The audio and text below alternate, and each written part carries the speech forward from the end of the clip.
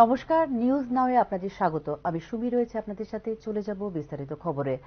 উন্নয়নের ক্ষেত্রে ত্রিপুরার দাবি খারিজ না করে সোনার ক্ষেত্রে সদর্থক অবস্থানে রয়েছে কেন্দ্র, এই বিষয়টি স্পষ্ট হয়ে গেছে ষোড়শ অর্থ কমিশনের সাম্প্রতিক রাজ্য সফরে। তবে এক্ষেত্রে প্রয়োজন ইতিবাচক রাজনৈতিক সিদ্ধান্ত। চলতি পরিস্থিতির উপর ভিত্তি করে আগামী দিনে ত্রিপুরার সামগ্রিক বিকাশ এবং আর্থসামাজিক উন্নয়নে প্রয়োজনীয় সাহায্যের ক্ষেত্রে কেন্দ্রীয় সরকারের ইতিবাচক মনোভাব পরিলক্ষিত হয়েছে ষোড়শ অর্থ কমিশনের সদ্য সমাপ্ত রাজ্য সফরে। ত্রিপুরা আর্থিক ব্যবস্থাপনা ভালো বলে মন্তব্য করে উত্তর পূর্বের প্রান্তিক রাজ্য হিসেবে বিশেষ সুযোগ সুবিধা পাওয়ার অধিকারী বলে মন্তব্য করেছে অর্থ কমিশন।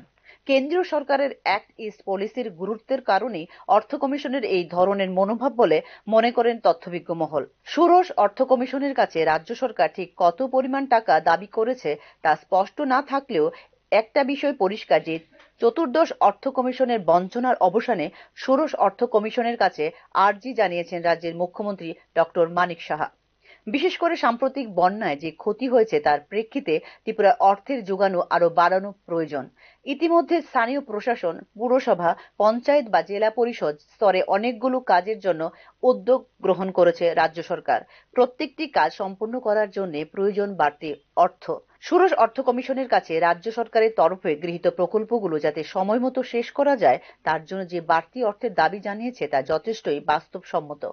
তাৎপর্যপূর্ণ বিষয় হলো এই ইস্যুতে সম্পূর্ণ সহমত পোষণ করেছে রাজ্যের অন্যান্য রাজনৈতিক দলগুলোও। বিশেষ করে ত্রিপুরা উপজাতি স্বশাসিত জেলা পরিষদকে আরো কার্যকর এবং মজবুত করার প্রশ্নে সরাসরি আর্থিক বরাদ্দ এবং বরাদ্দের পরিমাণ বাড়ানোর জন্য সব রাজনৈতিক দলগুলোর যে বক্তব্য ষোড়শ অর্থ কমিশনের কাছে পেশ করেছে তা যথেষ্টই তাৎপর্যপূর্ণ।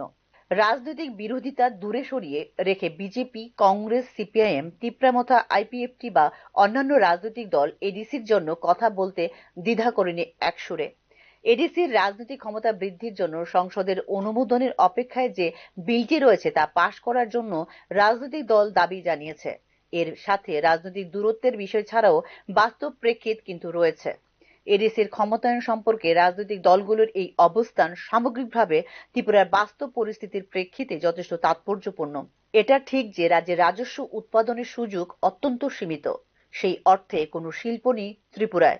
শিল্পহীন ত্রিপুরায় নিজস্ব রাজস্ব বৃদ্ধির সম্ভাবনাও অত্যন্ত ক্ষীণ। এই অবস্থায় কেন্দ্রীয় সরকারের আর্থিক সহযোগিতা ছাড়া সম্ভব নয় ত্রিপুরার সার্বিক বিকাশ। তবে ইতিবাচক দিক হলো ত্রিপুরার দাবি খারিজ না করে সোনার ক্ষেত্রে সদর্থক অবস্থানে রয়েছে ভারত সরকার। প্রধানমন্ত্রী নিজে ত্রিপুরায় এসে এই রাজ্যের প্রাকৃতিক সম্পদকে কাজে লাগিয়ে আর্থিক সম্ভাবনার কথা বলেছেন। ত্রিপুরার পর্যটন সম্ভাবনা দেশের উত্তর পূর্বাঞ্চলের মধ্যে অন্যতম। এই সম্ভাবনাকে বাস্তবায়িত করতে হলে প্রয়োজন এই খাতে আরো অর্থ বরাদ্দ। ট্যুরিজম এমনই একটি ক্ষেত্র যেখানে লাগাতার অর্থ বিনিয়োগ বাড়িয়ে যেতে হয়। পর্যটকদের সুবিধার জন্য বিভিন্ন কাজ করা জরুরি। শুধুমাত্র পর্যটক আনলেই হবে না, তাদের জন্য উন্নত পরিষেবা নিশ্চিত করাও দরকার। ধর্মীয় পর্যটনে ত্রিপুরা যথেষ্ট সম্ভাবনা নিয়ে দাঁড়িয়ে রয়েছে। ত্রিপুরার ভৌগোলিক অবস্থান এই উপমহাদেশের সাথে সংযোগ তৈরি করা এবং উপমহাদেশের বাণিজ্যিক লেনদেনকে আরো তেজি করার জন্য অত্যন্ত গুরুত্বপূর্ণ জায়গা রয়েছে। প্রতিবেশী রাষ্ট্র বাংলাদেশে সাম্প্রতিক রাজনৈতিক অস্থিরতা কিছুটা হলেও এক্ষেত্রে সমস্যা তৈরি করেছে বলে এই ক্ষেত্রে সরে আসা উচিত হবে না ভবিষ্যতের আশা থেকে। ত্রিপুরাকে উন্নত করা প্রয়োজন দেশের সামগ্রিক আর্থিক বিকাশের স্বার্থেই।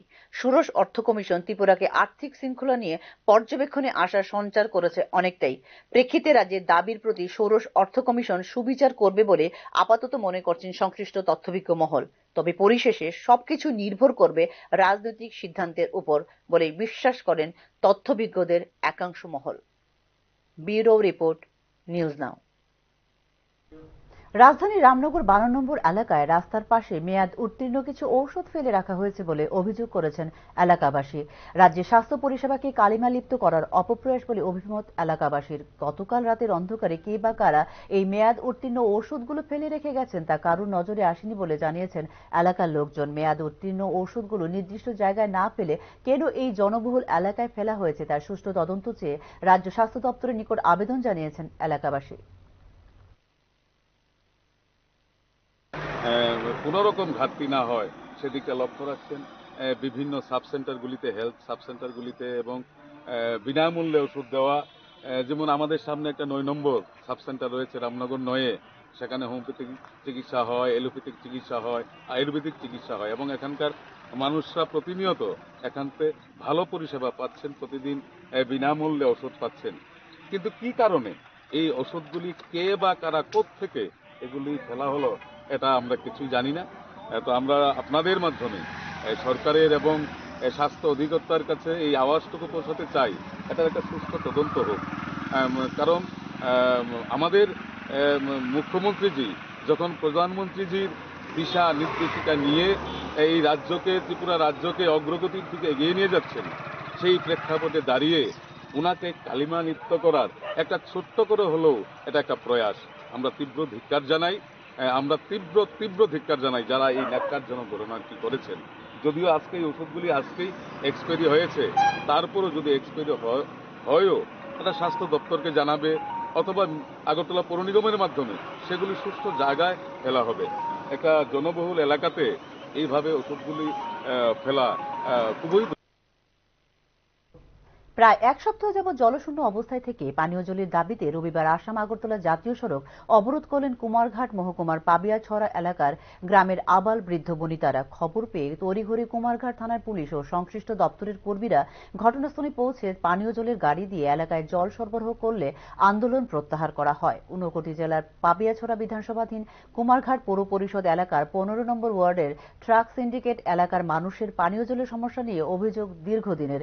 সরকারি জল জীবন মিশন প্রকল্পের জলের মেশিনটি দীর্ঘদিন যাবৎ বিকল হয়ে পড়ে থাকলে এলাকার পৌর পরিষদ চেয়ারম্যান ও সংশ্লিষ্ট দপ্তরকে জানানো হলেও পানীয় জলের সমস্যার সমাধানে কোনো উদ্যোগ গ্রহণ করা হয়নি।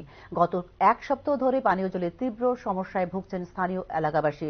অভিযোগ জানানো সত্ত্বেও সংশ্লিষ্ট দপ্তর থেকে পানীয় জলের কোনো ব্যবস্থা না করার ফলেই জাতীয় সড়ক অবরোধ করা হয় বলে জানিয়েছে অবরোধকারীরা। আমরা কত অবরোধ করছি, জল পাই না, 5 দিন হয়েছে। মেম্বারে ফোন করি, মেম্বারে খালি জলের ব্যবস্থা করবার কথা কবে, এখনো জল দেওয়ার কোনো ইয়ে করতেছে না। আমরা বাচ্চা চলে কই যে মাছ ওখানে খাওয়ার জল হই না, বাইরে ঘরের জল তো পরের কথা, খাওয়ার ওই জল নাই তো আমরা কেমনে পাচ্ছি। এই জন্য আমরা আজকে রাস্তা অবরোধ করছি। যত সময় জল না পাবো তত সময় রাস্তা অবরোধ বন্ধ করতাম না, এবং জল আমরা সামনে আগুন লাগবো তারপরে যে রাস্তা অবরোধ বন্ধ হইতো। এর আগে জল রাস্তা অবরোধ বন্ধ হইতো না। মানে রাত্র 10টা বাজো এত ঘন্টার কোনো আপত্তি আমরা এখানে বইতে রাজি আছি। অনেক দিন থেকে, দীর্ঘদিন ধরে চলতেছে। মাসের ভিতরে 3 বার যাবার মেশিন নষ্ট হয়ে যায়, এমন মেশিন না লাগা 2 দিনের জল দেয় না, নষ্ট হয়ে যায়। এমন মেশিন লাগা বলে। এখনকার মতো সংবাদ এই পর্যন্তই। নমস্কার।